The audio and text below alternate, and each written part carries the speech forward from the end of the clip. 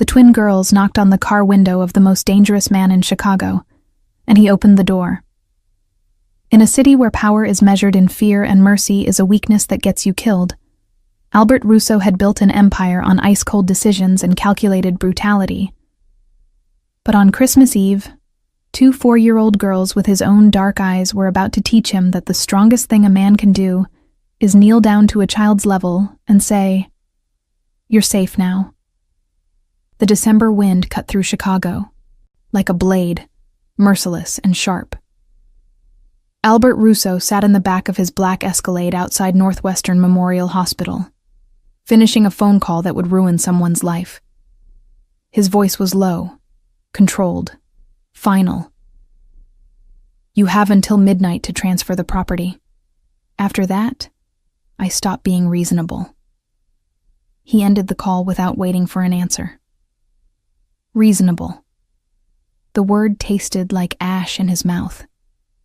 Albert Russo had never been reasonable. He'd been efficient, ruthless, and untouchable. At 38, he controlled half of Chicago's underground through sheer calculated terror and strategic intelligence. People didn't cross him. They didn't dare. The knock on his window was so soft he almost missed it. Albert's hand moved instinctively toward the gun at his hip before his brain registered what he was seeing through the tinted glass. A child. No, 2 children. Identical twin girls, maybe 4 years old, their small faces pressed against the cold window, breath fogging the glass. They were shaking violently, wearing thin pajamas covered by coats that were far too small, already soaked through with snow. He lowered the window halfway, and freezing air rushed in along with their desperation. "Sir," the first girl whispered, her lips nearly blue. "Please. Mommy won't wake up and we're so cold." The second girl, identical down to the terror in her dark eyes, added in a voice that cracked, "The nurses said we can't stay inside anymore. They said we have to leave." Albert stared at them. 4 years in the brutal machinery of organized crime had taught him to spot a con, a setup, a trap. But these children, their fear was too raw, too real. Their shivers weren't performative. The wet pajama fabric clinging to their small bodies, the way their teeth chattered between words, the absolute panic in their eyes. This wasn't theater. "Where's your mother?" His voice came out harsher than he intended. "Inside," the first girl said, pointing toward the hospital with a trembling hand. "She's sleeping in the scary room with all the machines. They said she won't wake up for a long time. Maybe never." The second girl's face crumpled. "We don't have anywhere to go. It's so cold and we're scared and we don't know what to do." Albert should have driven away. Should have told his driver to find hospital security, let the system handle 2 homeless children. He had a meeting in an hour, business that required his complete attention, decisions that would shift power, across 3 states. 2 orphaned kids weren't his problem, but something in their faces stopped him cold. Maybe it was the way they looked at him, not with the fear he was used to seeing in adult eyes, but with hope. Desperate, childish hope that the man in the expensive car would help, because adults were supposed to help. They had no idea who he was. No idea that Albert Russo was the last person they should be asking for mercy. Or maybe it was something else, something he couldn't name, but felt like recognition crawling up his spine. "Get in the car," he heard himself say. The girls hesitated for only a second before the cold won over caution. They scrambled into the heated interior, and Albert watched them collapse onto the leather seats, their small bodies still trembling, but already starting to thaw in the warmth. His driver, Marco, glanced in the rearview mirror with barely concealed shock. In 15 years of working for Albert Russo, he'd never seen his boss pick up children. "Take us inside," Albert said quietly. "I want to know what's going on."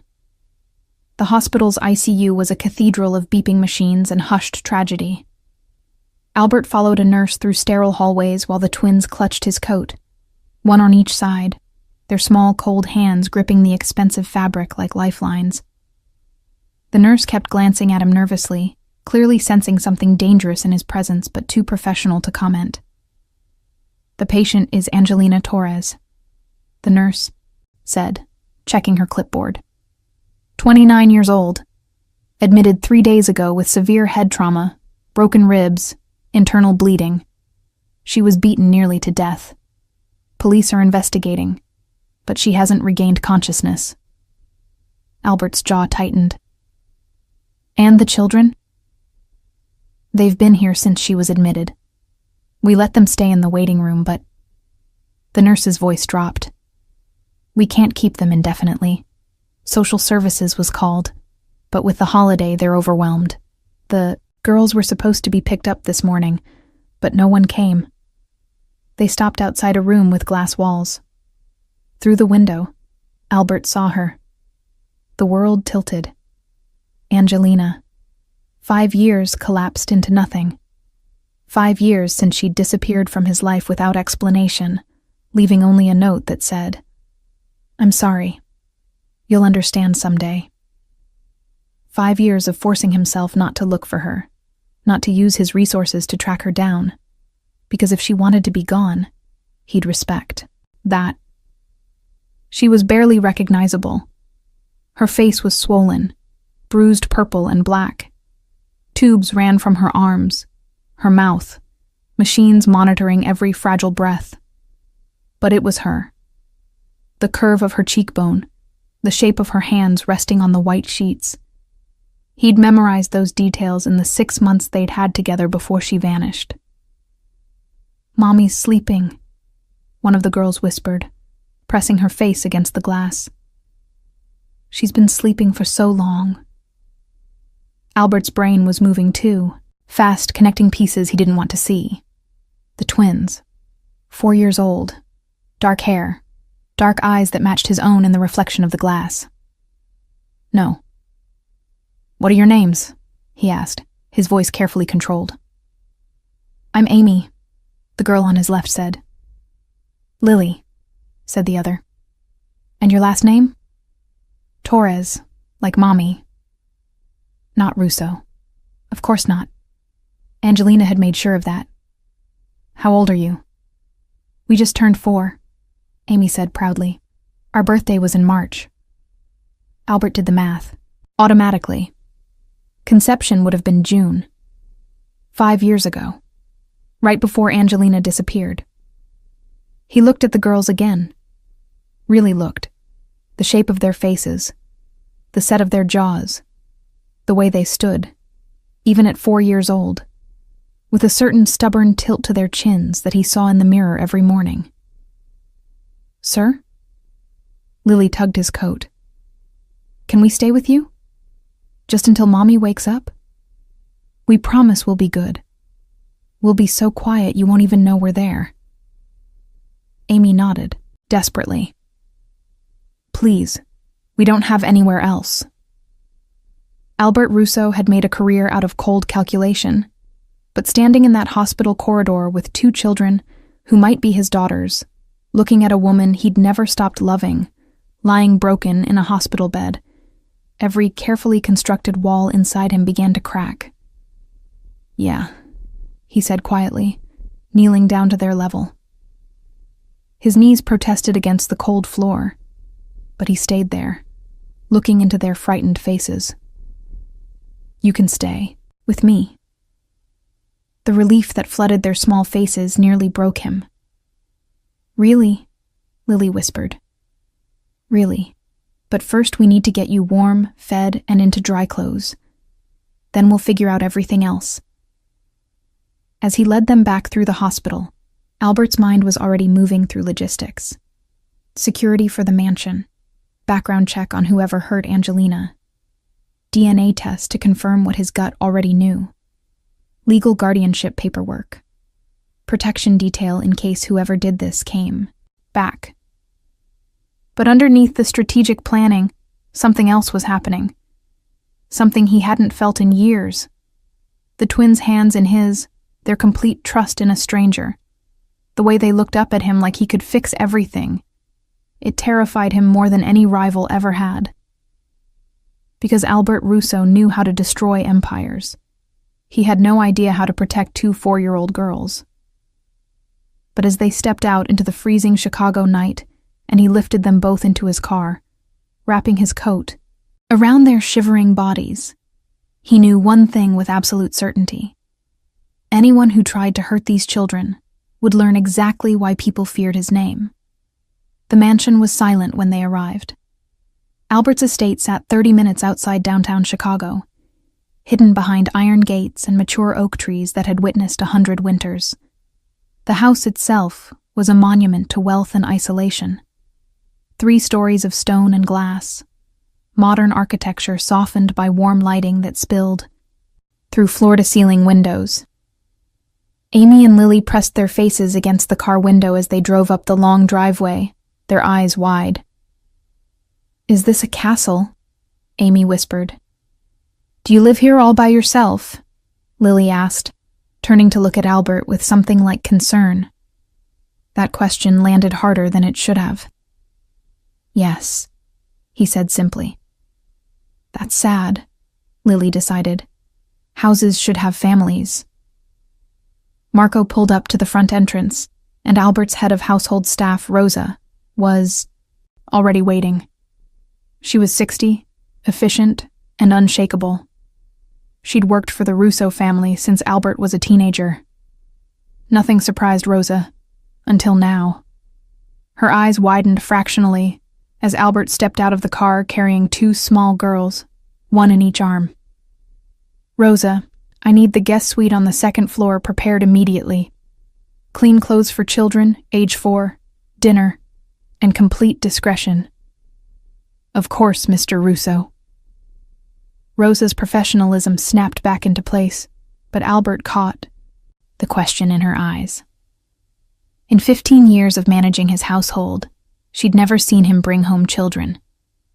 Inside, the mansion's warmth enveloped them. The twins stared at everything. The marble floors, the chandelier in the entrance hall, the sweeping staircase. But they didn't let go of Albert's hands.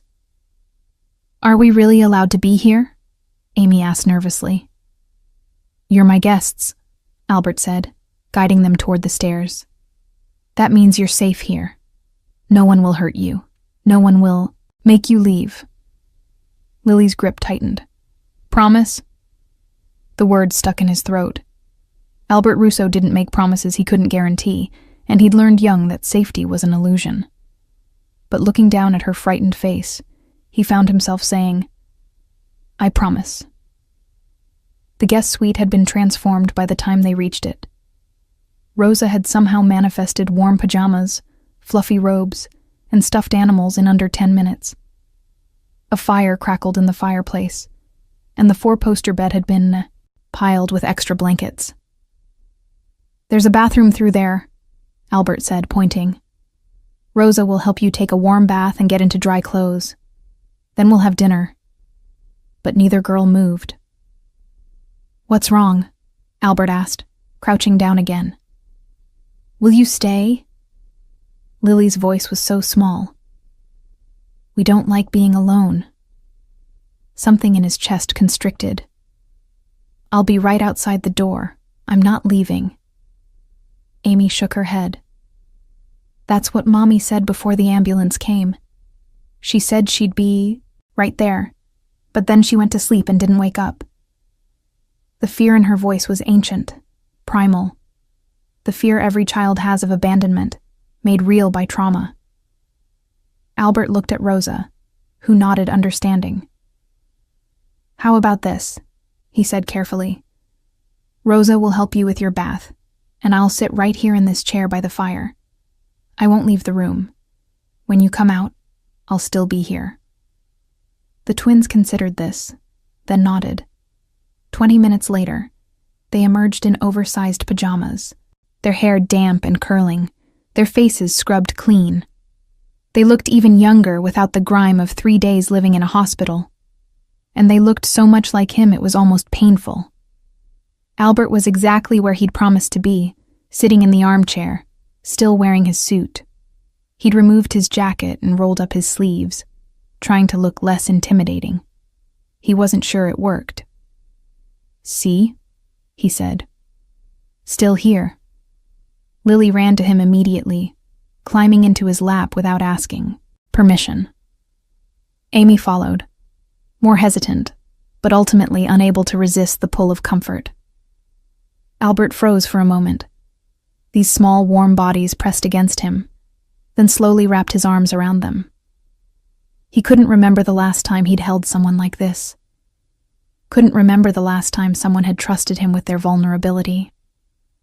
"Dinner is served in the small dining room," Rosa announced softly from the doorway. The small dining room could seat 12, but Rosa had wisely set only 3 places at one end of the long mahogany table.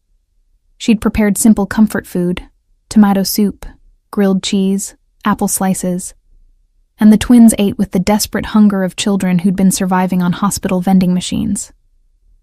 Albert watched them, barely touching his own food. Amy ate methodically, carefully. Lily kept glancing at him between bites, as if checking that he was still there. "Do you have kids?" Amy asked suddenly. The question hit like a physical blow. "No," Albert said. Then, because he couldn't help himself, "Do you have a father?" Both girls went very still. Lily's spoon clattered against her bowl. "Mommy said our daddy had to go away before we were born," Amy said carefully, as if repeating words she'd memorized. "She said he didn't know about us. And that's okay because we have each other." Albert's hands clenched under the table. "Did she ever tell you his name?" Amy shook her head. "She said maybe someday when we were bigger. She has a picture of him in her special box, but we're not allowed to look." "What about—" Albert had to force the next words out. "Who hurt your mother?" The temperature in the room dropped. Both girls stopped eating entirely. "Peter," Lily whispered, and even saying the name made her shrink into herself. "Mommy's husband. But he's not our daddy. He came after we were born." "Peter Blake," Amy added, her voice shaking. "He was nice at first. He gave Mommy flowers and took us to the park. But then he changed. He got mean, especially when he drank the brown bottles." Albert's blood turned to ice water. "How long was he mean?" "A long time," Lily said. "He said we were mistakes. He said Mommy should have gotten rid of us before we were born.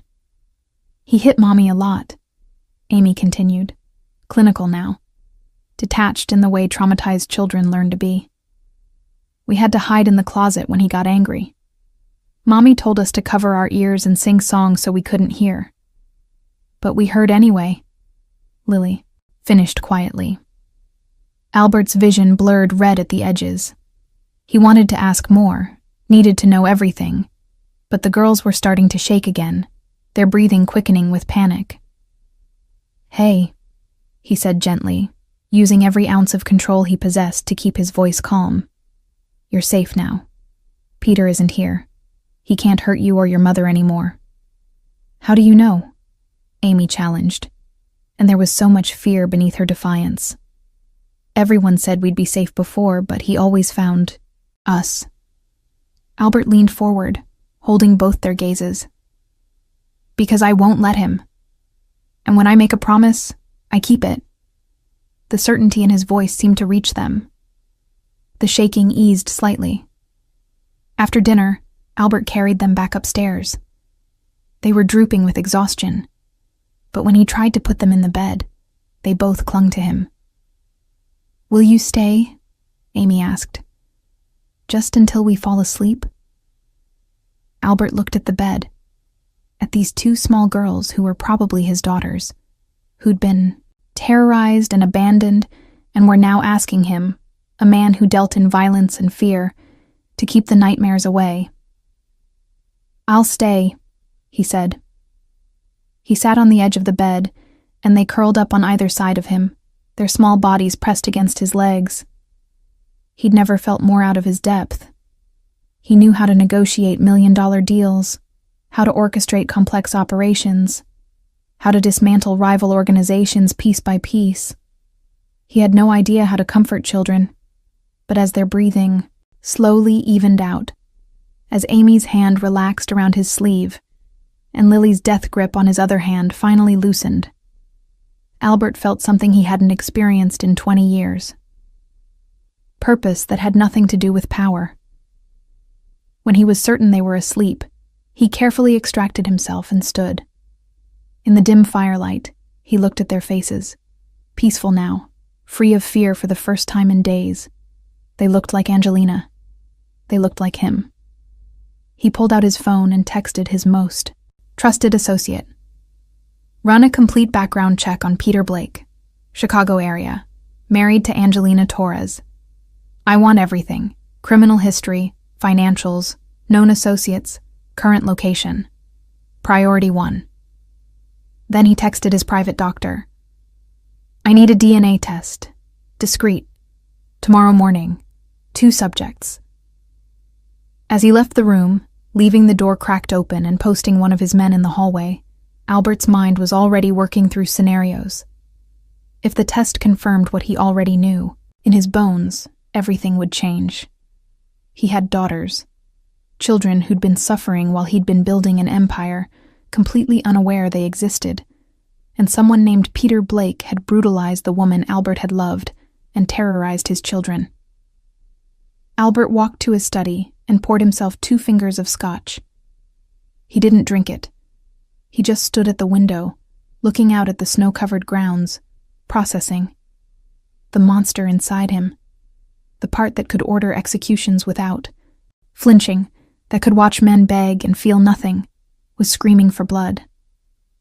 Demanding he find Peter Blake and introduce him to every method of suffering Albert had learned in 2 decades of warfare.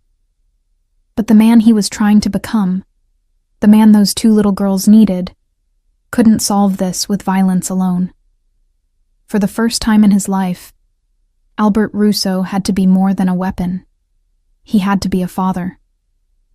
The DNA test came back on the 3rd day. Albert sat in his study, the lab results in his hands, staring at words that confirmed what his heart had already known. 99.9% probability of paternity. Amy and Lily were his daughters. He'd spent the last 72 hours watching them slowly come back to life. The first morning, they'd woken up screaming from nightmares, and Albert had run into their room to find them huddled together, crying for their mother. He'd sat with them until sunrise, completely helpless, not knowing what to say or do except stay. The second day, they'd eaten breakfast in cautious silence, still waiting for the moment this safety would be ripped away. But Lily had asked if she could draw, and Albert had emptied an entire office supply closet onto the dining room table. They'd covered the marble floors with crayon masterpieces. Houses with families, suns with faces, flowers in impossible colors. Amy had drawn a picture of 3 stick figures. That's me, Lily, and you, she'd explained, pointing. You're tall. Now, on the 3rd day, Albert held proof of their connection in his hands, and the weight of it was crushing. He had daughters, 4 years old. 4 years of their lives he'd missed because Angelina had chosen to disappear, to raise them alone, to marry a monster who'd hurt them. Why? The question had been eating at him since the hospital. Why hadn't she told him? He'd loved her, recklessly, completely, in a way that had terrified him. When she'd left, he'd respected her decision because he'd assumed she had reasons. But if she was carrying his children? His phone buzzed. Marco's name on the screen. Talk to me, Albert answered. Peter Blake, 34, former Chicago PD, discharged 5 years ago for excessive force complaints. 3 domestic violence calls from neighbors at his last address, all dropped when the victim refused to press charges. Married Angelina Torres 2 years ago. He's got gambling debts north of 50 grand with some very ugly people. Albert's grip tightened on the phone. Current location. That's the problem, boss. He disappeared the same day Angelina was admitted to the hospital. Hasn't been seen since. His apartment's cleared out. He's in the wind. Find him. Already on it. But Albert... Marco's voice dropped. Word on the street is he's asking around about you. Someone saw the girls leaving the hospital with you. He knows. Ice flooded Albert's veins. Increase security on the estate. No one in or out without my personal authorization. And I want to know the second anyone has eyes on Blake. He ended the call and sat back, processing. Peter Blake was ex-cop, which meant he had training, contacts, and the kind of dangerous desperation that came from having nothing left to lose. A knock on the study door pulled him from his thoughts. Come in. Rosa entered, looking uncharacteristically uncertain. Mr. Russo, the girls are asking for you. They want to know if you'll have lunch with them. Something in his chest eased. Tell them yes. And, sir. Rosa hesitated. They're different when you're around. Calmer. They feel safe with you. Albert nodded, not trusting his voice. Lunch was sandwiches cut into triangles and apple juice in plastic cups. The twins sat on either side of him at the kitchen island. Rosa had wisely abandoned the formal dining room in favor of something more intimate. Can we visit Mommy today? Lily asked, swinging her legs that didn't quite reach the floor. Albert had been dreading this question. The hospital says she's stable, but she's still sleeping. It might be scary for you to see her with all those machines. We've already seen her like that, Amy said pragmatically. For 3 whole days. We're not scared of the machines. We're scared we'll forget what her voice sounds like. The observation gutted him. Please, Lily added. We need to tell her we're okay, in case she can hear us in her sleep. Albert looked at their hopeful faces and couldn't find it in himself to refuse. Okay, we'll go this afternoon. The twins cheered, and for a moment, they looked like normal children instead of traumatized survivors. At the hospital, Albert's presence caused a stir. Nurses whispered. Security stiffened. Everyone in Chicago knew Albert Russo's face, knew what he represented. But the sight of him holding 2 little girls' hands, speaking softly to them as they walked through the ICU, created a cognitive dissonance that left people staring. Angelina's room was quieter now. Some of the more aggressive machines had been removed, replaced by gentler monitoring, but she was still unconscious, her face still a canvas of healing bruises. The twins ran to her bedside, climbing onto the chairs someone had thoughtfully positioned there. Hi, Mommy, Amy said, taking Angelina's hand. We're okay. We found someone to keep us safe until you wake up. His name is Albert, Lily added, stroking her mother's arm. He's really tall, and his house is like a castle, and he lets us draw on the floors. Albert stood back, watching this scene that was both beautiful and devastating. These girls, talking to their unconscious mother with such perfect faith that she could hear them. He's nice, Mommy, Amy continued. He doesn't yell, and he doesn't smell like those brown bottles, and he promised he won't leave. I think you'd like him. If only Amy knew. Mommy, can you wake up now? Lily's voice cracked. We miss you so much. We need you. Albert's eyes burned. He moved closer, putting a hand on each girl's shoulder. It's okay, he said quietly. She knows you're here. She knows you love her. A doctor appeared in the doorway, Dr. Sarah Chen, who'd been overseeing Angelina's care. She gestured for Albert to step out into the hallway. Mr. Russo, she said carefully, clearly trying to figure out his connection to the patient. I wanted to update you on Angelina's condition. The swelling in her brain is decreasing. Her vitals are improving. These are good signs. When will she wake up? It's hard to say. Could be days, could be weeks. The brain heals on its own timeline, but I'm cautiously optimistic. And when she does wake up, Albert asked, will there be permanent damage? Dr. Chen's expression softened. We won't know until it happens. But Mr. Russo, I need to ask, what's your relationship to the patient and the children, for our records? Albert looked back through the window at Amy and Lily, still talking to their sleeping mother. I'm their father, he said. Words felt both foreign and absolutely right. I only recently found out, but I'm their father, and I'll be handling all medical expenses and decisions going forward. Dr. Chen's eyes widened slightly, but she nodded professionally. I'll update the records. And Mr. Russo, those girls are lucky to have you. He wasn't sure about that, but as they left the hospital an hour later, the twins each holding one of his hands, chattering about how Mommy's bruises looked better, Albert felt something settling into place inside him. That evening, after dinner, he found himself in an unfamiliar position, sitting on the floor of the living room, surrounded by toys Rosa had acquired from somewhere, watching his daughters play. Do you want to be the princess or the dragon? Lily asked, holding up 2 stuffed animals. I don't think I'd make a good princess, Albert said dryly. Then you're the dragon, Amy decided. But a nice dragon, who protects the princess instead of stealing her. A nice dragon who protects. Albert could work with that. They played for an hour, and Albert found himself laughing, actually laughing, at their imaginative stories. Lily narrated everything dramatically. Amy directed the action with serious precision. When they started yawning, he carried them upstairs for bed. The routine was becoming familiar. Pajamas, teeth brushing, choosing which stuffed animal to sleep with. One more glass of water. One more hug. Albert? Amy said as he tucked the blankets around them. Yeah? Are you going to keep us? Even after Mommy wakes up? The question stopped his heart.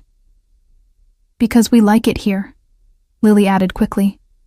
We feel safe, and you're really good at being a dad even though you said you don't have kids. Albert sat on the edge of the bed, looking at their faces in the dim nightlight glow. I want to tell you something, he said carefully, but I need you to listen all the way through, okay? They nodded, suddenly serious. A long time ago, before you were born, I knew your mommy.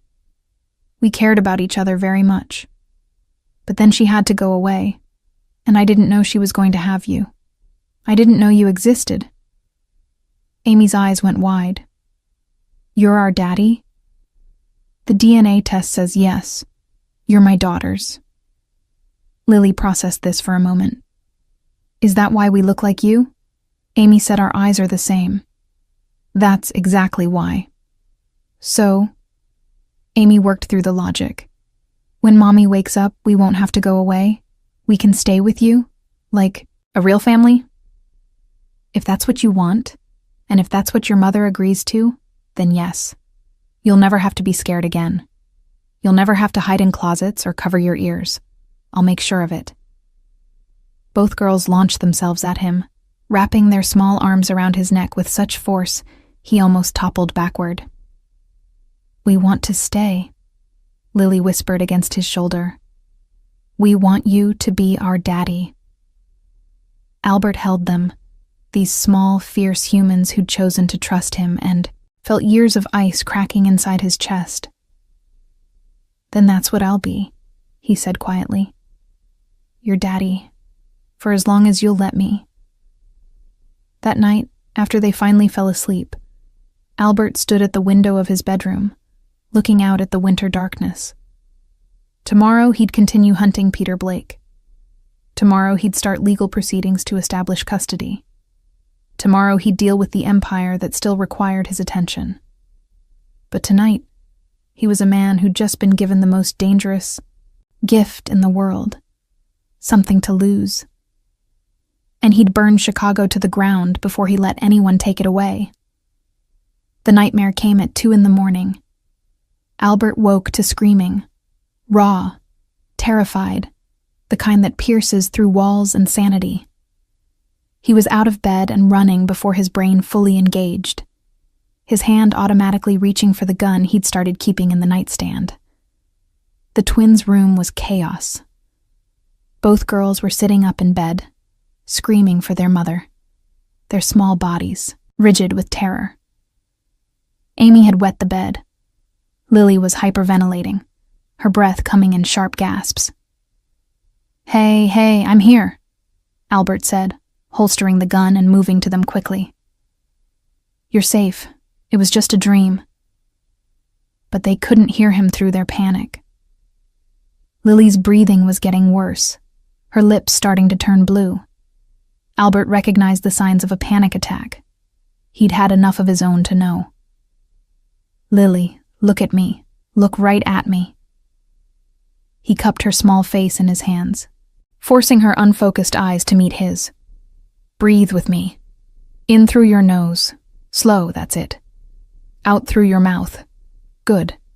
Again. In and out." He breathed with her, exaggerated and slow, until her breathing started to match his. Amy had stopped screaming but was crying silently, rocking back and forth. "Can you tell me what you dreamed about?" Albert asked gently once Lily could breathe again. "The bad man," Amy whispered. "Peter. He found us and he was so angry and he hurt Mommy again." "And you weren't there to stop him, but I am here," Albert interrupted firmly. "Right here, and no one is going to hurt you. Not Peter. Not anyone."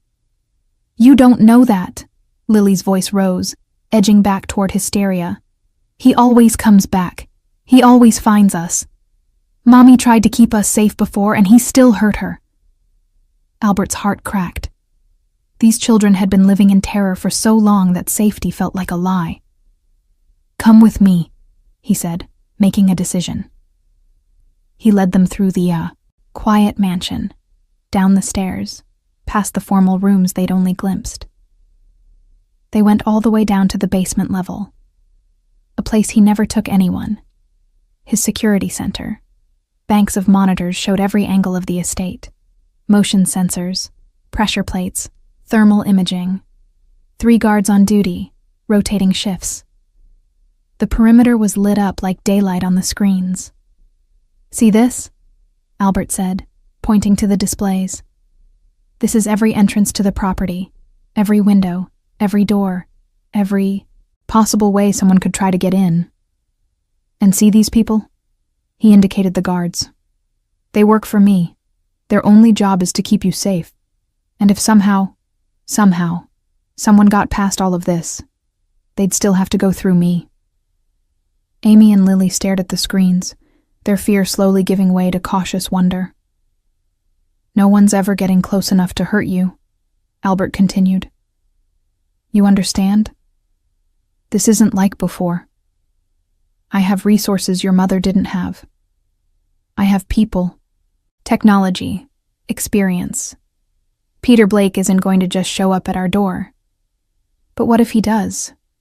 Lily asked in a small voice. Albert knelt down, looking both girls in the eyes. "Then I will stop him. Permanently." Something in his tone must have convinced them because both girls sagged with relief. They ended up in Albert's room that night. He changed the sheets while they waited in the hallway, got them into dry pajamas, and let them crawl into his massive bed. They curled up on either side of him, small warm bundles under the covers. "Albert?" Amy said into the darkness. "Yeah? Did you have bad dreams when you were little?" The question caught him off guard. He was quiet for so long they probably thought he wouldn't answer. "Yes," he finally said. "What did you dream about?" Another long silence. Albert had spent 25 years not talking about his childhood, not thinking about it, burying it under power and control and carefully constructed walls. But these were his daughters, and they'd shared their nightmares with him. "I dreamed about my father," he said quietly. "He wasn't a good man. He drank, like Peter. And when he drank, he got angry. At my mother. At me." Both girls had gone very still, listening. "My mother tried to protect me," Albert continued, the words coming easier now in the darkness. "She'd hide me in the closet when he got bad. Tell me to cover my ears and sing songs." "Like our mommy did," Lily whispered. "Yeah, like your mommy. But one night, when I was 7, she couldn't hide me fast enough. My father was too drunk, too angry. I tried to stop him from hurting her, and he—" Albert's throat tightened. "He broke my arm. 2 places. Amy's hand found his in the dark, squeezing tight. My mother took me to the hospital and told them I fell downstairs. I was too scared to tell the truth. We went home, and it happened again. And again. For 3 more years." "What happened when you were 10? Lily asked. Albert exhaled slowly. "My father came home drunk and angry. My mother tried to calm him down, but it didn't work. He started hitting her, and she fell. Hit her head on the kitchen table." He paused, the memory still vivid after 28 years. "She didn't get back up." "She died?" Amy's voice was barely audible. "Yes. And my father, he realized what he'd done, and he ran. Left me there with her. The neighbors found me hours later, still trying to wake her up." "That's so sad," Lily whispered, and he felt her small body press closer to his side. "I went into foster care after that, bounced around different homes for a few years. None of them were good. Some were worse than home had been." "How did you get away?" Amy asked. "I got big, got strong. At 16, I ran away and never went back. I promised myself 2 things that day. I would never be weak enough to be hurt again, and I would never ever let anyone hurt a child while I had the power to stop it." The room was quiet except for their breathing. Is that why you helped us?" Lily asked. "Because of your promise?" "Partly," Albert admitted, "but also because you're mine, and I protect what's mine." "We're glad you found us," Amy said, her voice thick with sleep. "Even though Mommy's hurt and Peter's out there somewhere and we're scared, we're glad we knocked on your car window." "Me too, sweetheart. Me too." They fell asleep like that, the 3 of them tangled together in the darkness. And for the first time since his mother died, Albert let himself feel the grief he'd locked away. Not just for the boy he'd been, but for the years he'd missed with his daughters, for the suffering they'd endured while he was building an empire instead of a family. The next morning, he called Dr. Chen. "I need to ask you about trauma," he said. "In children, how long does it take to heal?" "That depends on many factors," Dr. Chen said carefully. "The severity of the trauma, the consistency of their new environment, whether they receive professional help." "Why?" "Because my daughters have nightmares, panic attacks. Amy wet the bed last night for the first time since they arrived. I need to know how to help them." "Mr. Russo, what you're describing is very normal for children who've witnessed domestic violence. Their sense of safety has been shattered. Rebuilding that takes time, consistency, and usually therapy. Then set it up. Whatever they need, the best child trauma specialist in Chicago. I can make some recommendations," Dr. Chen said. "But Mr. Russo, you should know, healing isn't linear. They might get better, then worse again when a trigger happens. You'll need patience." "I have patience," Albert said, surprising himself with the truth of it. That afternoon, he took the girls back to the hospital. They'd been asking to see Angelina every day, and Albert had learned that sometimes the best thing he could do was say yes. This time, He stayed in the room with them instead of waiting in the hallway. He watched them talk to their unconscious mother, telling her about their week, about the mansion, about their new rooms that Rosa was helping them decorate, about their father. "Mommy, Albert is really our daddy," Amy explained, holding Angelina's hand. "We did a science test and everything. He knew you before, a long time ago. Did you know we look like him?" Albert's chest tightened. He wondered what Angelina would say when she woke up. If she'd be angry that he'd taken the girls. If she'd hate him for the choices she'd made being revealed. If she'd still love him after 5 years of silence. "Mommy, you have to wake up soon," Lily said, her voice breaking. "We need you. Albert's trying really hard, but he doesn't know how to braid hair or make your special pancakes or sing the bedtime song right. We need you to come back and teach him." Something changed in the room. A shift Albert felt more than saw. Angelina's hand, the one Amy was holding, moved. Just a flutter, barely visible. But it moved. "Did you see that?" Amy breathed. "Mommy moved her hand." Albert was already pressing the call button. "Doctor, now." Dr. Chen arrived within minutes, along with 2 nurses. They checked Angelina's vitals, examined her responses, spoke to her in calm voices, asking her to squeeze hands, move fingers. And slowly, impossibly, Angelina's eyes opened. They were unfocused at first, confused, struggling to make sense of the lights and sounds. But then they found her daughter's faces, and something cleared in them. "Babies," she whispered, her voice rough from disuse. Amy and Lily were crying, laughing, holding on to her with desperate relief. "Mommy, you're awake. You came back." Angelina's gaze moved past them, searching, and found Albert standing in the corner. Their eyes met, and the world contracted to just that moment. 5 years of questions. 5 years of absence. 5 years of a life she'd built without him. "Albert," she breathed. And there was so much in that one word. Recognition, fear, regret, and something else he couldn't name. "Welcome back, Angelina," he said quietly. And everything, absolutely everything, was about to change. "Everyone out," Dr. Chen said firmly. "Ms. Torres needs rest, and we need to run some tests now that she's conscious." Albert expected the twins to protest, but they were too overjoyed to argue. They kissed their mother's bruised cheeks and promised to come back soon, their voices bright with relief. As the girls were led into the hallway by a nurse, Angelina's hand shot out, grasping Albert's wrist with surprising strength for someone who'd just woken from a week-long coma. "Don't," she whispered. "Don't tell them. Not yet." Albert stared down at her, his jaw tight. "Tell them what? That you've been awake for 30 seconds? They already know, Angelina. About us. About before." Her eyes were desperate, pleading. "Please."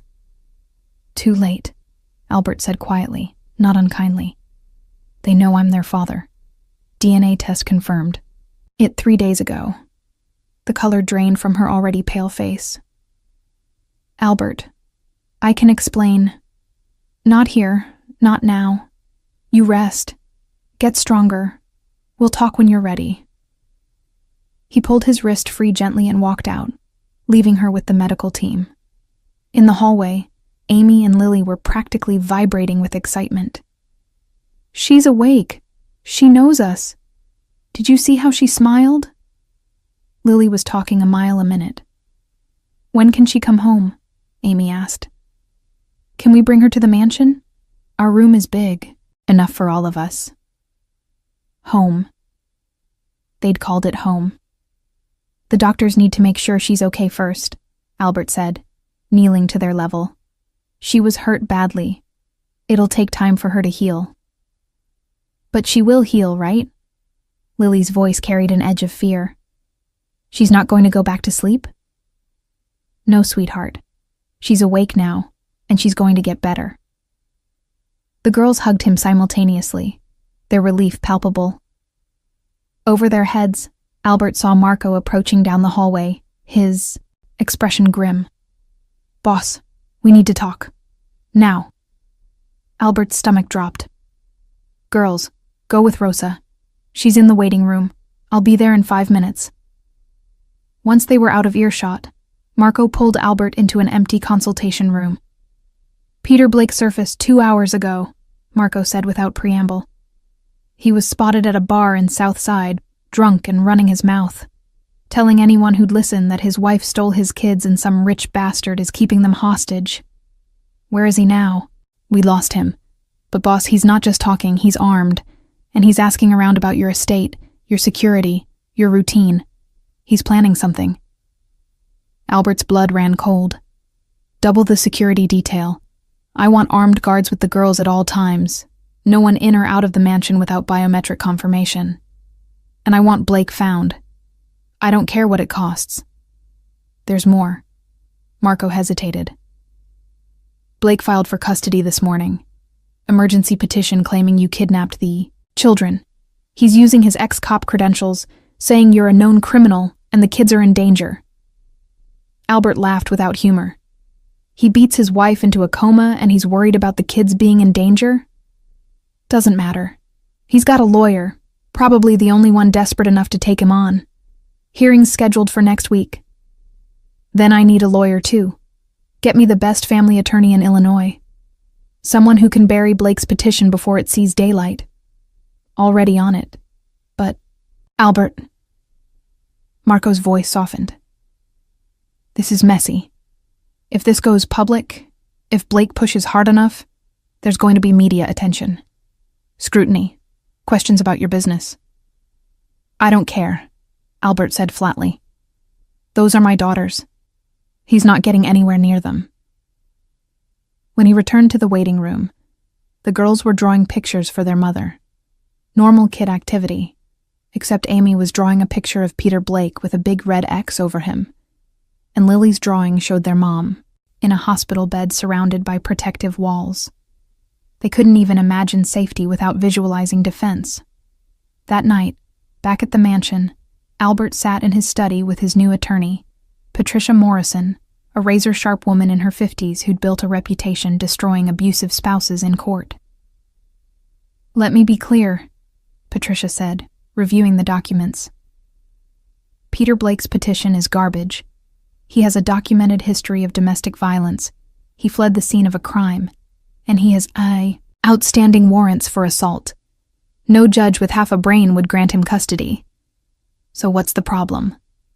The problem is you, Mr. Russo. Patricia's gaze was unflinching. You're not exactly father of the year material on paper. Your business dealings, your reputation, the fact that you only discovered paternity a week ago. Blake's lawyer is going to paint you as a dangerous criminal who manipulated a vulnerable woman and stole her children. I didn't steal them.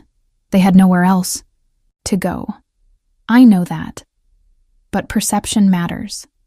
We need to show that you're a stable, safe, committed father. Which means...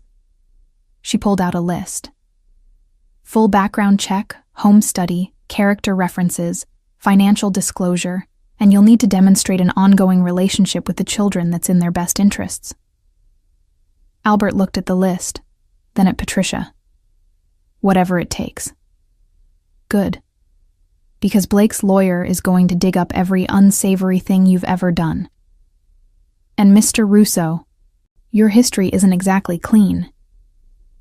Then make it clear that my past doesn't define my future, not when it comes to my daughters. The hearing was set for the following Thursday. Albert spent the intervening days preparing, cooperating with the background check, sitting through the home study interview, gathering character references from people who'd never seen this side of him. Rosa wrote a glowing letter about his transformation.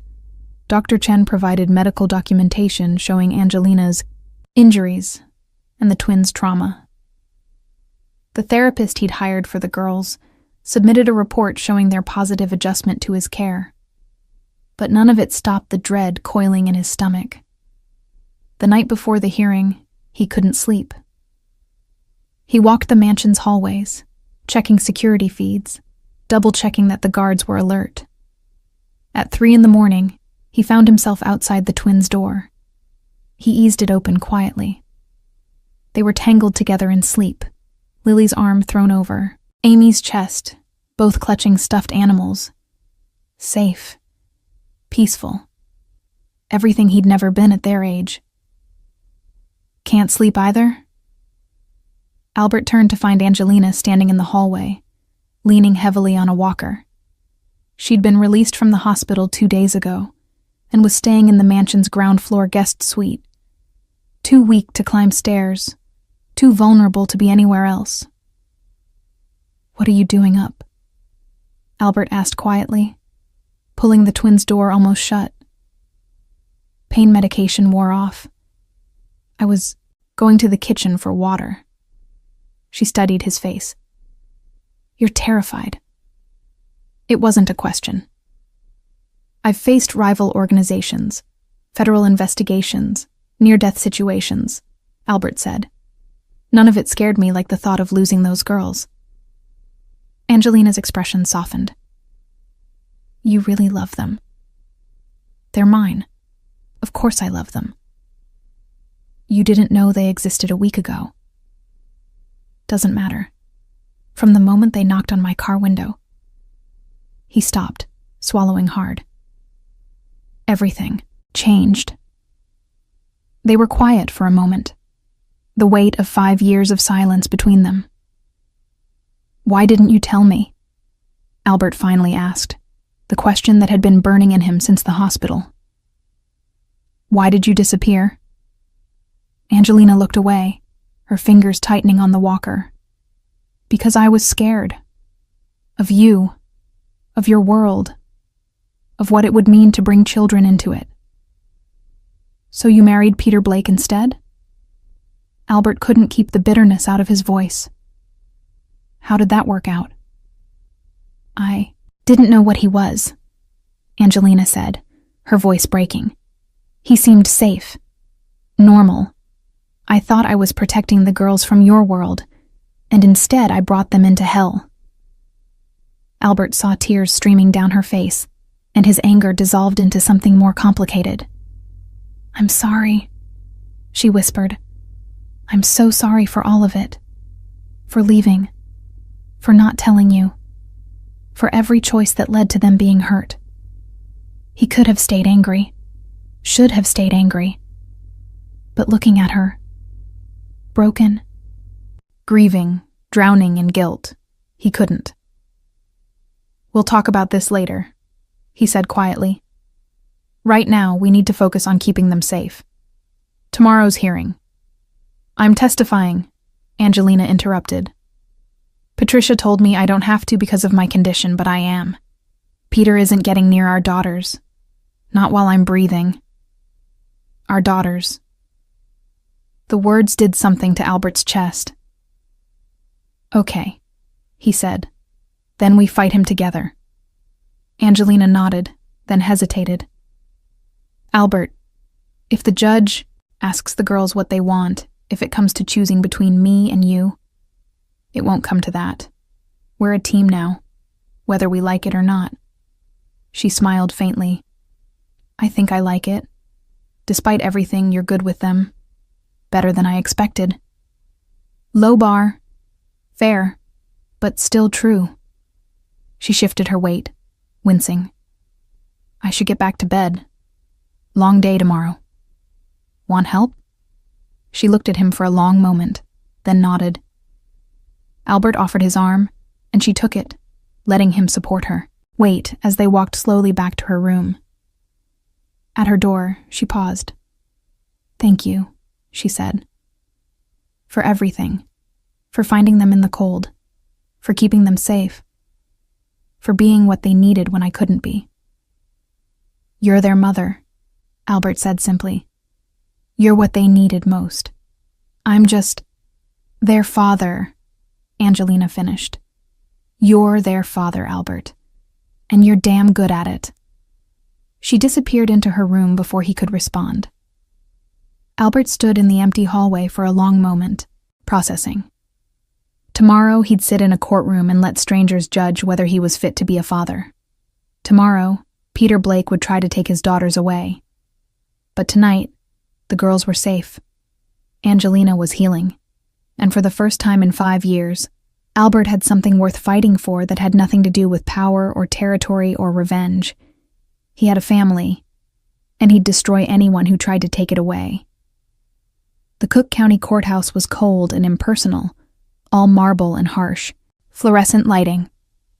Albert sat in the hallway outside Family Court, flanked by Patricia Morrison and Marco. Across from him, 50 feet away, Peter Blake lounged against the wall with his lawyer, a sweaty man in an ill-fitting suit who looked like he'd been practicing law in dive bars. Blake looked exactly like Albert had imagined. Mid-30s, average height, with the kind of face that could be charming until you looked closer and saw the cruelty in his eyes. He was sober now, dressed in a cheap button-down that didn't hide the nervous energy radiating off him. When Blake's eyes landed on Albert, his expression twisted into something ugly. "That's him," Albert heard Blake say to his lawyer, not bothering to lower his voice. "The gangster who stole my family. Look at him. Thinks he can buy anything, even other people's kids." Albert didn't react. He'd spent 20 years learning to control his impulses, to calculate before striking. But inside, the monster was screaming to cross that hallway and show Blake exactly what happened to men who hurt children. Patricia put a hand on his arm. "Don't. That's exactly what he wants. He's trying to provoke you." "It's working." "Then unwork it. You're not a thug today. You're a father fighting for custody. Act like it." The courtroom doors opened, and they were called inside. Judge Catherine Walsh presided, a woman in her 60s with silver hair and a reputation for being fair but uncompromising. She'd seen every kind of custody, battle, every manipulation tactic. This wouldn't be Albert's first time in court, but it was his first time as a defendant in a custody case, and the stakes had never been higher. Blake's lawyer went first, painting a picture of Albert as a dangerous criminal who'd kidnapped vulnerable children and was using his wealth and influence to manipulate the situation. He conveniently left out Peter's own criminal history, focusing instead on Albert's alleged connections to organized crime. "Your Honor," the lawyer said with practiced outrage. "Mr. Russo has no legal claim to these children.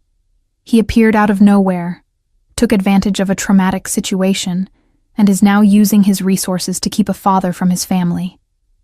Patricia stood. "Objection. Mr. Blake is not the biological father of Amy and Lily Torres. DNA evidence will prove that Mr. Russo is their biological father, making him far more than nowhere." Judge Walsh raised an eyebrow. "You have DNA evidence?" Patricia submitted the lab results. "Yes, Your Honor. Mr. Russo is the biological father, and I'd like to point out that Mr. Blake has an active warrant for assault related to the hospitalization of Ms. Torres. He's hardly a victim here." Blake's lawyer sputtered. "The circumstances of Ms. Torres's injuries are under investigation. No charges have been filed against Mr. Blake." "Because the victim was in a coma," Patricia shot back. "But she's conscious now and prepared to testify." "Is Ms. Torres here?" Judge Walsh asked. "Yes, Your Honor." Angelina entered the courtroom, and every eye turned to her. She was thin, pale, moving slowly with a cane. The bruises on her face had faded to yellow and green, but they were still visible, still shocking. Peter Blake's face went white. Angelina took the witness stand, was sworn in, and faced the courtroom with her chin up despite the trembling in her hands. "Ms. Torres," Patricia began gently, "can you tell the court about your relationship?" "With Peter Blake?" Angelina's voice was steady. "We were married for 2 years. At first, he was kind, attentive. But after the wedding, things changed. He started drinking, getting angry. especially about the girls. Did he ever hurt you? Yes, many times. He said Amy and Lily weren't his, that they were proof I'd been with someone else. He hated them, called them mistakes, said I should have gotten rid of them before they were born. Blake shifted in his seat, his lawyer gripping his arm to keep him quiet. Did he hurt the children? Patricia asked. He never hit them directly, but he terrorized them, screamed at them, threw things, made them hide in closets while he beat me. They learned to be invisible around him, to make themselves small. Tears were streaming down Angelina's face now, but her voice didn't waver. What happened the night you were hospitalized? I told Peter I was taking the girls and leaving. I'd saved enough for a bus ticket.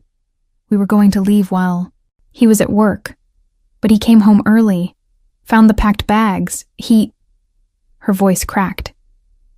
He said if he couldn't have us, no one would. He beat me unconscious in front of the girls. They were screaming, trying to help me, but they were too small. Blake's lawyer stood. Objection. This is inflammatory. It's the truth, Angelina said, her eyes finding Peter's across the courtroom.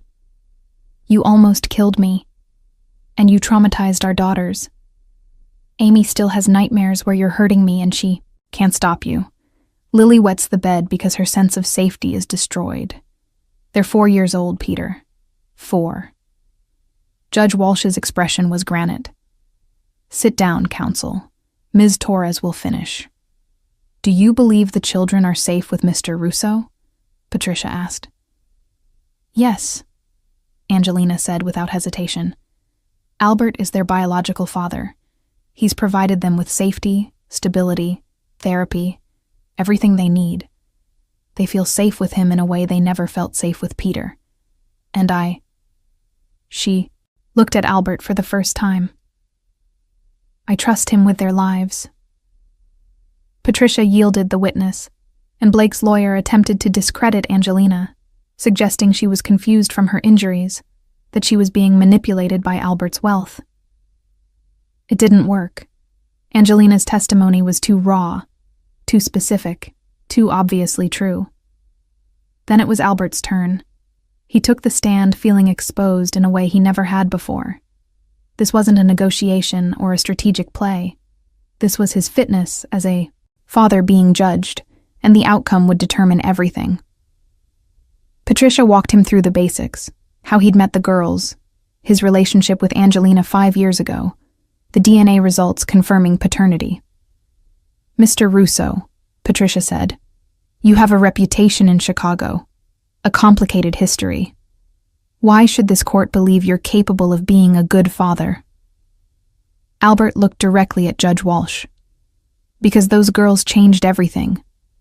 Before I knew they were mine, before I even understood what was happening, they knocked on my car window and asked for help.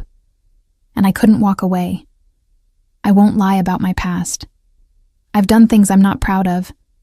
But those children, Amy and Lily, they're my chance to be better than what I was. And I won't fail them. What can you offer them that Mr. Blake cannot? Safety, stability, a father who will never raise a hand to them or their mother, a father who will protect them, not hurt them, a father who sees them as blessings, not mistakes. Blake's lawyer stood for cross-examination, clearly eager to destroy Albert's credibility. Mr. Russo, isn't it true that you're involved in organized crime? I run several legitimate businesses, Albert said evenly. That's not what I asked. You have connections to the Chicago mob, don't you?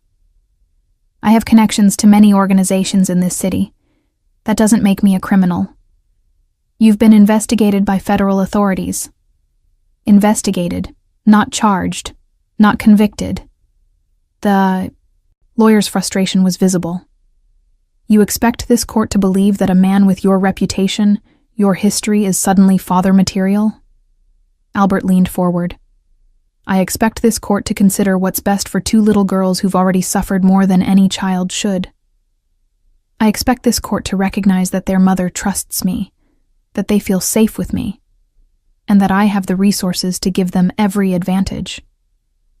But most importantly, I expect this court to compare what I'm offering to what Peter Blake is offering, and ask which future would you choose if those were your daughters. Judge Walsh called a brief recess, 20 minutes that felt like hours. Albert stepped into the hallway where the twins were waiting with Rosa, per court order. They weren't allowed in the courtroom, but they knew what was happening. "Did you win?" Amy asked immediately. "I don't know yet, sweetheart. If you didn't, can we tell the judge we want to stay with you?" Lily's voice was small but fierce. Albert knelt down. "The judge is very smart.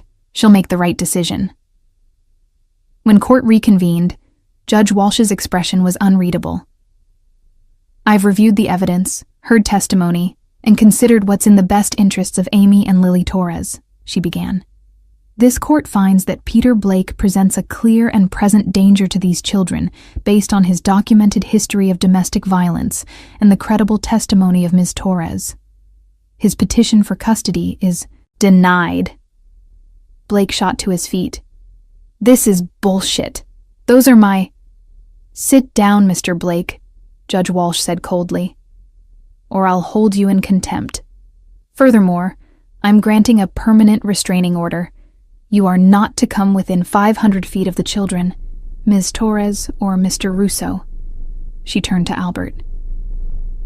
"As for you, Mr. Russo, your past concerns me, but your DNA results, Ms. Torres's testimony, and the clear bond these children have formed with you cannot be ignored. I'm granting you temporary custody, pending a full home study and 6-month review. If the children continue to thrive in your care, we'll revisit permanent custody at that time." Albert felt the tension drain from his body. "Thank you, Your Honor. Don't thank me yet. I'll be watching closely. These children have been through hell. They deserve a father who will put them first, every time. Can you do that?" "Yes, Your Honor, I can." As they left the courtroom, Blake was screaming obscenities, being restrained by security. Angelina leaned on her cane, tears of relief streaming down her face. And Albert felt something he hadn't felt in years. Hope. Outside, the twins were waiting. When Rosa told them they could stay with Albert, they screamed with joy and threw themselves into his arms with such force he stumbled backward. "We get to stay! We get to stay!" Lily was chanting. "You're really our daddy forever now?" Amy asked, her eyes wide. "Yeah," Albert said, his voice rough with emotion. "I'm your daddy forever." They piled into the car, the girls chattering excitedly about redecorating their room, about bringing Mommy home permanently, about having a real family. Albert met Angelina's eyes across the back seat. She smiled at him, tentative but genuine. They'd won this battle. But as they drove away from the courthouse, Albert saw Peter Blake standing on the steps, watching them leave. The rage in his eyes was unmistakable. This wasn't over. Not yet. 3 months later, spring arrived in Chicago like a promise kept. The snow melted, revealing green beneath. The trees along Albert's estate bloomed with white flowers. And inside the mansion that had once been a monument to isolation, life had taken root. Angelina had recovered slowly but steadily. The cane was gone, replaced by occasional headaches and a wariness that Albert suspected would take years to fade completely. She'd moved into the main house properly now, her room on the same floor as the twins, close enough to hear them if they called for her in the night. She and Albert existed in a careful dance, co-parents bound by shared love for their daughters, but uncertain how to be anything else to each other. There were moments, though, moments when their hands would brush reaching for the same coffee cup. Moments when Albert would catch her watching him play with the girls, something soft in her expression. Moments when the past felt less like an ending and more like an intermission, the twins had blossomed. Therapy helped. Stability helped. But mostly they healed because they finally felt safe.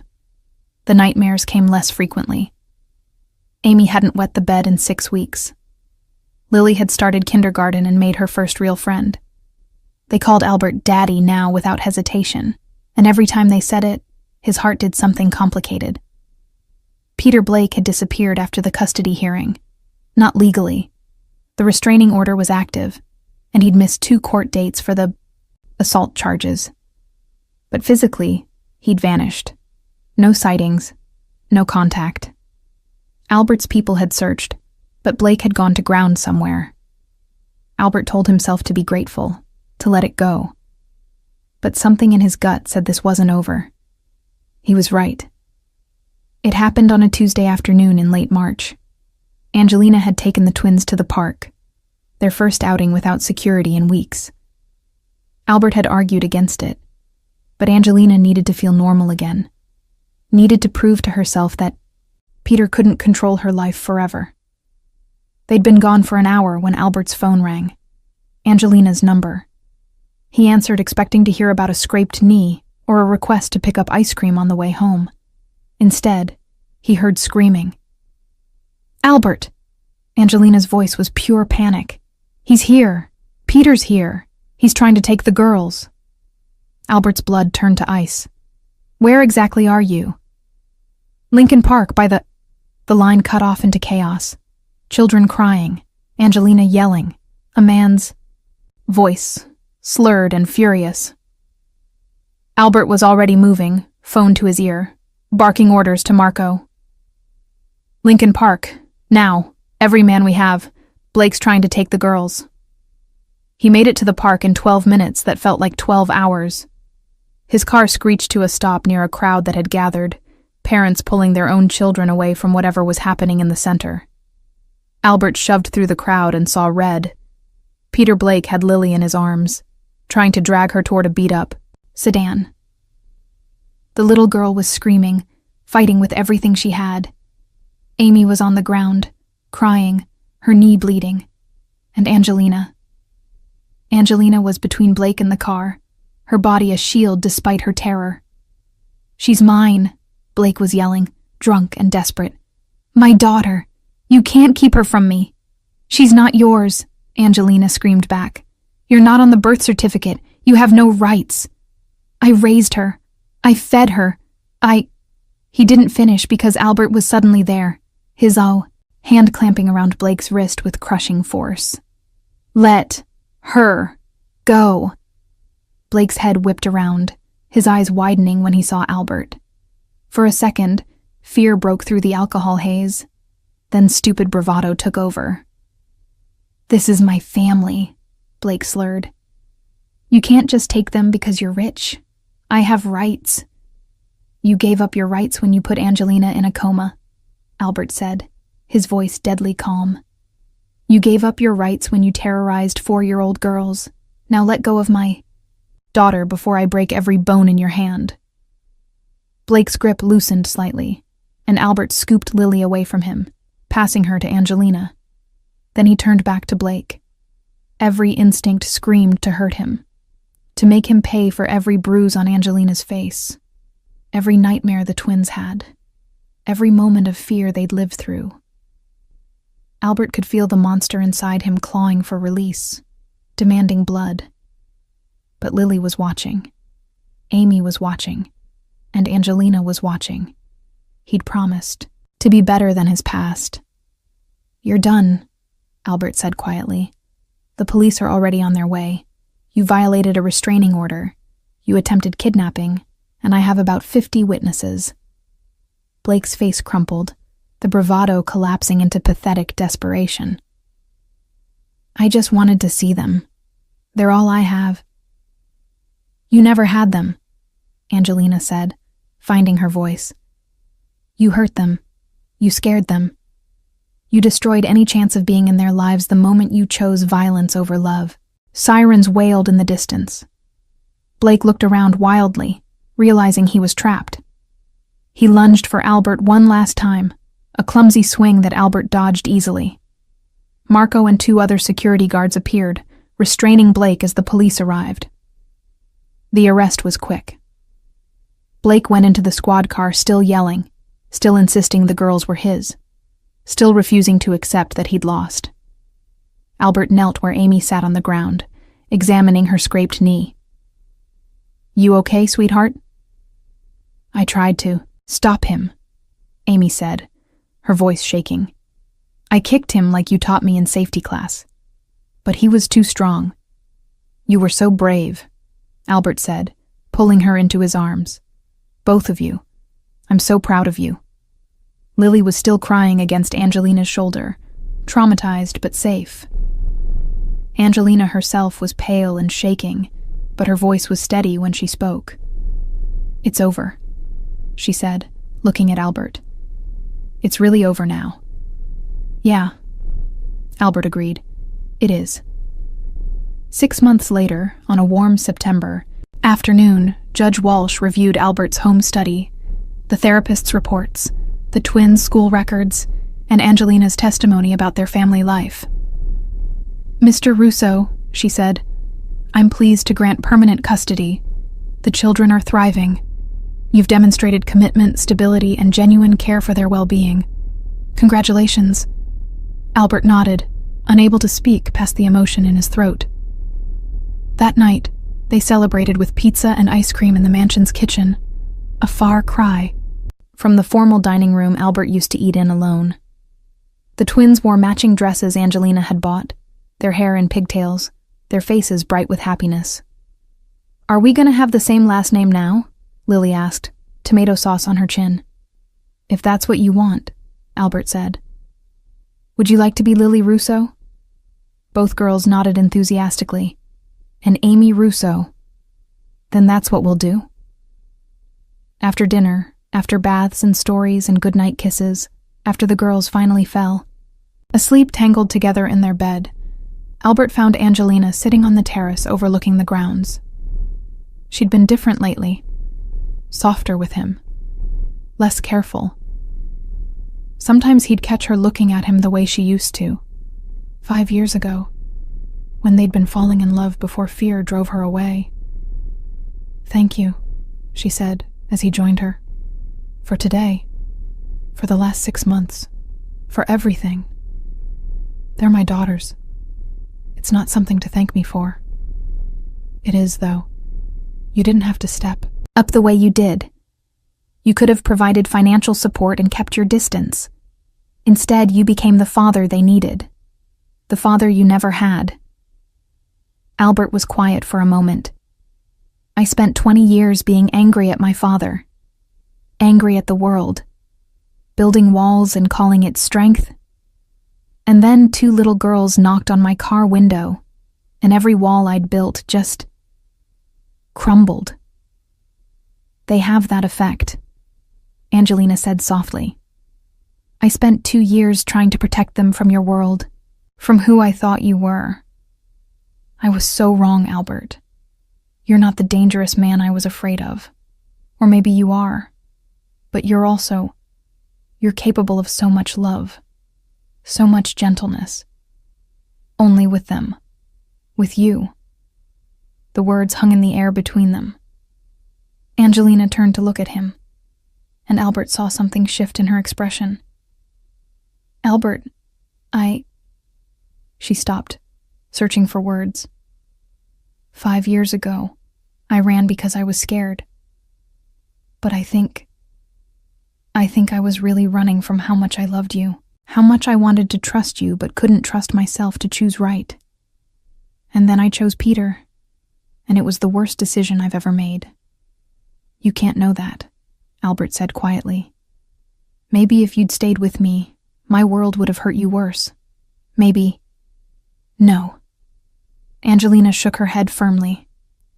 "I've had 6 months to watch you with our daughters, to see how you protect without controlling, how you love without possessing. That's not the man Peter was, and I was a fool to think you were. The dangerous choice." She moved closer, close enough that Albert could smell her shampoo, see the way her hands trembled slightly. "I don't expect anything," she continued. I don't expect you to forgive me for leaving, or for keeping the girls from you, or for the mess I made. But I want you to know that I'm falling in love with you again, with who you are now, with the father you've become. And if someday you could... Albert kissed her, not gently, not carefully, but like a man who'd been drowning and finally found air. Angelina gasped against his mouth, then melted into him, her hands fisting in his shirt. When they finally broke apart, both breathing hard, Albert rested his forehead against hers. I never stopped, he said roughly. 5 years, Angelina. I never stopped loving you. Then why didn't you look for me? Because you asked me not to. Your note said I'd understand someday. I thought you'd found someone better, someone safer. I didn't know about the girls. Angelina's eyes filled with tears. I'm so sorry for all the time we lost. Stop, Albert said, wiping her tears with his thumb. We can't change the past, but we have right now. We have our daughters sleeping upstairs. We have a future we can build together, if that's what you want. It's all I want, Angelina whispered. They stood there on the terrace as the sun set over Chicago, two broken people who'd found their way back to each other through the love of two little girls, who'd refused to let either of them stay lost. 8 months later, Christmas Eve. The mansion was transformed. Lights sparkled on a massive tree in the living room. Stockings hung on the mantel, 4 of them now, embroidered with names: Albert, Angelina, Amy, Lily. The air smelled of sugar cookies and pine and something that felt suspiciously like happiness. Amy and Lily, now 5 years old, were in their matching pajamas, bouncing with barely contained excitement as they helped Angelina arrange cookies for Santa. Albert watched from the doorway, struck by the surreality of it all. A year ago, he'd been alone in this house. Christmas just another day, marked by empty tradition. Now it was chaos and laughter and sticky fingers and arguments over who got to put the star on the tree. Now it was home. Daddy! Lily called, noticing him. Come help! We need someone tall to put the cookies on the high shelf so Santa doesn't miss them. Daddy. The word still hit him right in the chest, every time. He crossed the room, lifted Lily onto his shoulders, and let her place the plate exactly where she wanted it. Amy directed the whole operation with serious precision, making sure everything was perfect. Later, after the girls were finally asleep, after checking on them 3 times to make sure they were really out, Albert found Angelina in their bedroom. Their bedroom. She'd moved in officially 2 months ago, and Albert still sometimes woke up surprised to find her there, warm and real beside him. They're asleep, he reported. Finally. Angelina smiled, reaching for him. Come here. He went, letting her pull him down onto the bed, wrapping his arms around her. I have something to tell you, she said, and there was something in her voice that made Albert's heart skip. What? She took his hand and placed it on her stomach. We're pregnant. The world stopped. Are you serious? 8 weeks. I found out yesterday. I wanted to wait until Christmas to tell you. Albert's hand remained on her stomach, his mind racing. Another child. Another chance to get it right from the beginning this time. Another piece of the family he'd never let himself dream of having. Albert? Angelina's voice held a trace of worry. Say something. He kissed her, slow and deep, and full of every emotion he couldn't put into words. When he pulled back, his eyes were wet. Best Christmas gift ever, he said roughly. Angelina laughed, the sound bright and free. The girls are going to lose their minds when we tell them. They're going to be amazing big sisters. They lay there in the dark, Angelina's head on his chest, his hand still resting on the place where their future was growing. Outside, snow began to fall, soft and white and pure. Inside, Albert Russo, former enforcer, mob boss, man who'd built an empire on fear, held his family close and finally understood what power really meant. Not control, not dominance, not the ability to hurt. Power was this moment, this love, this choice to be better than his past, stronger than his demons, worthy of the trust these people had placed in him. The little girls upstairs who'd knocked on his car window on the coldest night of winter had saved him in ways they'd never understand. They'd given him purpose, given him love, given him a reason to fight for redemption instead of revenge. And he would spend the rest of his life making sure they never regretted it. Sometimes, salvation comes from the most unexpected places. Sometimes it knocks on your car window in the freezing dark, two small hands pressed against the glass, asking if you can help. Albert Russo learned that strength isn't measured by who fears you. It's measured by who feels safe enough to fall asleep in your arms. It's measured by choosing to kneel down to a child's level and promising, "You're safe now." And Angelina learned that trust isn't about finding someone who'll never hurt you. It's about finding someone who'll fight like hell to protect you when the rest of the world tries. Maybe that's what family is. Not perfection. Not safety guaranteed. Just people who choose each other every single day and refuse to let go even when it would be easier to walk away. Even in the darkest moments when everything seems lost, there's always a chance for redemption. A chance to choose differently. A chance to become more than your past. You just have to be brave enough to open the door when someone knocks.